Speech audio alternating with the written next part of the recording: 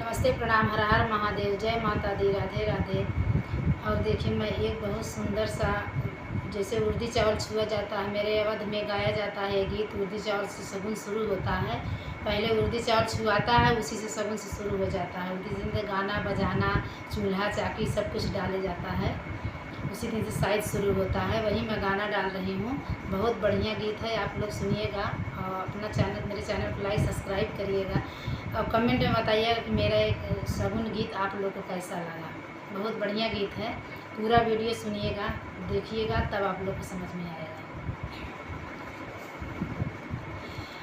गाया मैं माता रे गाया भगवती, गाया शीतला माई के नाम।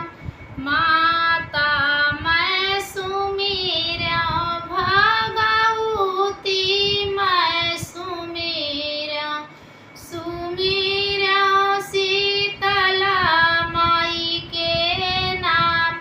तोहरे भरोसे मैया माही जागरो प्या, मोरी जागा पूरा ना होय। माता मैं सुमिरा भवानी, मैं सुमिरा शीतला माई के नाम। तोहरे भरोसे मैया माही जागरो प्या, मोरी जागा पूरा ना होय।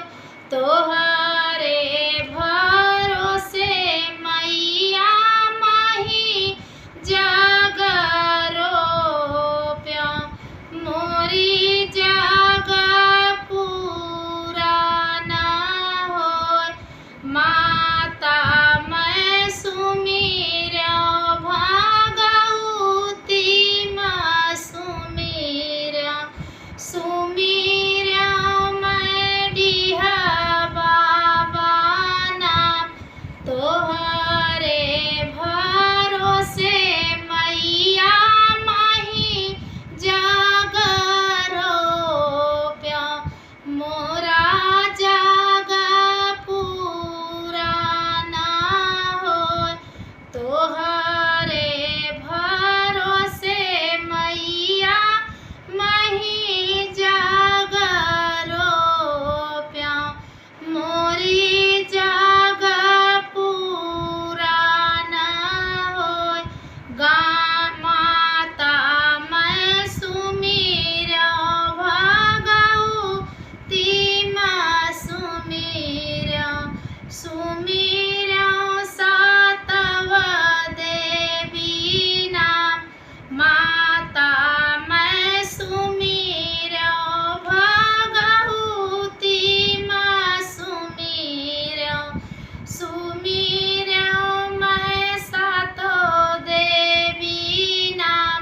तोहरे भरोसे मैया माही जागरो प्या, मोरी जागा पूरा ना होय।